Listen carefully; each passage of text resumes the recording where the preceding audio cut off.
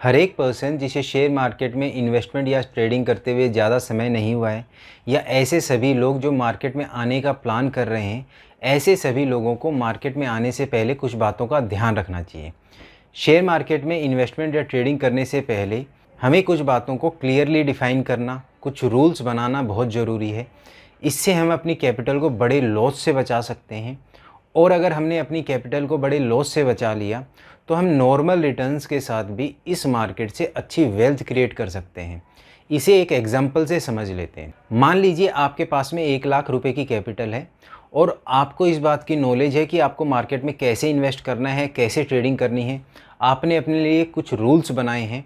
तो अगर उस 1 लाख रुपए की कैपिटल पे आपको 20% CAGR का भी रिटर्न मिलता है, तो वो 1 लाख रुपए की कैपिटल बढ़कर 15 सालों में 38 लाख रुपए से ज़्यादा की हो जाती है दोस्तों। वहीं अगर दूसरी साइड आपको ये नॉलेज नहीं है कि आपको मार्केट में कैसे काम करना है, आपने अपने लिए कुछ भी रूल्स नहीं बनाए हैं, आप ऐसे ही किसी के बोलने पर मार्केट में पैसा इन्वेस्ट कर देते हैं या कोई शेयर ले लेते हैं, और अगर उस 1 लाख रुपए की कैपिटल पे आपको लॉस हो जाता है और वो 1 लाख रुपए की कैपिटल मात्र 20,000 की रह जाती है, तो उसी 20,000 रुपये को 15 साल में 38 लाख तक ग्रो करने के लिए 30% CAGR से भी ज़्यादा का रिटर्न चाहिए। तो इस एग्जांपल से हमें समझ में आता है कि अगर मार्केट में इन्वेस्टमेंट या ट्रेडिंग करने से पहले आप अपने लिए कुछ रूल्स बना लें, तो आप अपनी कैपिटल को बड़े लॉस से बचा सकते हैं और नॉर्मल रिटर्न्स के साथ भी इस मार्केट से अच्छी वेल्थ बना सकते हैं। तो चलिए उन पॉइंट्स की बात करते हैं जो आपको मार्केट में आने से पहले ध्यान में रखना है। तो चलिए करते हैं अपनी वीडियो शुरू। पहला पॉइंट है कि आप ये देखिए कि आप इस मार्केट में कितना समय दे सकते हैं। दोस्तों, जब भी शेयर मार्केट में ट्रेडिंग या इन्वेस्टमेंट शुरू करें तो ये देखिए कि आप इस मार्केट में कितना समय दे सकते हैं। ये काफ़ी फैक्टर्स पे डिपेंड करेगा। अगर आप किसी प्रोफेशन में हैं और अगर आपके पास में टाइम की शॉर्टेज है, तो आप म्यूचुअल फंड स्मॉल केसेस के थ्रू इस मार्केट में इन्वेस्ट कीजिए। और अगर आपके पास समय है, अगर आप रिसर्च करके कुछ अच्छी कंपनी सेलेक्ट कर सकते हैं, तो आप डायरेक्टली शेयर्स सेलेक्ट कीजिए और उनमें इन्वेस्ट कीजिए, आपको वहाँ से ज़्यादा रिटर्न मिलेगा। सेकंड पॉइंट है कि आप इस मार्केट में डायरेक्टली इन्वेस्ट करेंगे कि इनडायरेक्टली इन्वेस्ट करेंगे। डायरेक्टली का मतलब है कि आप रिसर्च करके कंपनीज़ के शेयर सेलेक्ट करते हैं।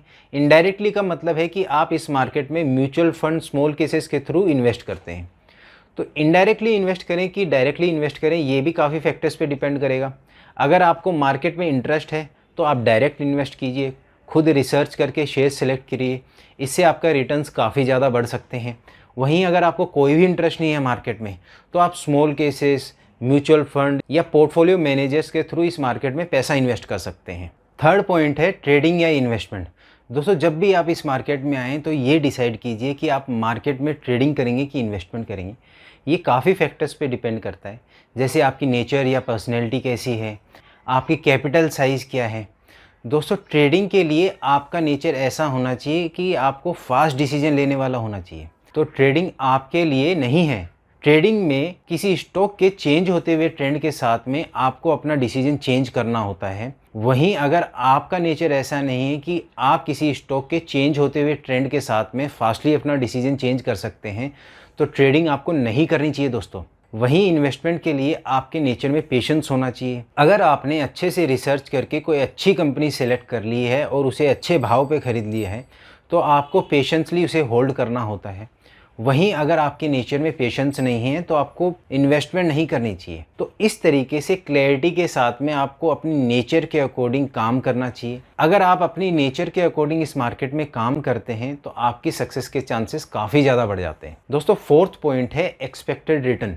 जब भी इस मार्केट में आप काम करना स्टार्ट करें तो ये डिसाइड कीजिए कि आप इस मार्केट से कितना रिटर्न एक्सपेक्ट कर रहे हैं। ये काफ़ी फैक्टर्स पे डिपेंड करेगा कि जैसे आप डायरेक्ट इन्वेस्टमेंट कर रहे हैं कि इन्वेस्टमेंट आप म्यूचुअल फंड स्मॉल केसेस के थ्रू कर रहे हैं, आप ट्रेडिंग कर रहे हैं कि इन्वेस्टमेंट कर रहे हैं। अगर आप म्यूचुअल फंड स्मॉल केसेस के थ्रू इन्वेस्ट कर रहे हैं तो आपको अपनी रिटर्न्स की एक्सपेक्टेशन कम रखनी चाहिए। इस मार्केट में आपको अपनी रिटर्न्स की एक्सपेक्टेशन रीजनेबल रखनी चाहिए। दोस्तों, ये मार्केट कसिनो मार्केट नहीं है। 20, 25%, 30, 35, 40% तक की आप रिटर्न्स की एक्सपेक्टेशन कर सकते हैं। अगर आप ये सोचेंगे कि ईयर ऑन ईयर आपका पैसा 70-80% से ग्रो करेगा, तो आप किसी और मार्केट में जाइए, आप कसिनो में जाइए। ये मार्केट आपके लिए नहीं है दोस्तों। फिफ्थ पॉइंट है कि आप अपने नेचर को आइडेंटिफाई कीजिए। दोस्तों इस मार्केट में अपनी नेचर के अकॉर्डिंग काम करना बहुत ज़रूरी है। ये बहुत इंपॉर्टेंट पॉइंट है। अगर आप अपनी नेचर के अकॉर्डिंग काम करते हैं तो आपके इस मार्केट में सक्सेस के चांसेस काफ़ी ज़्यादा बढ़ जाते हैं। आपको अपनी नेचर के अकॉर्डिंग ये देखना चाहिए कि आपको ट्रेडिंग सूट करती है कि आपको इन्वेस्टमेंट सूट करेगी। अगर आप 1-2% रिटर्न से सेटिस्फाइड हो जाते हैं तो आपको शॉर्ट टर्म ट्रेडिंग करनी चाहिए।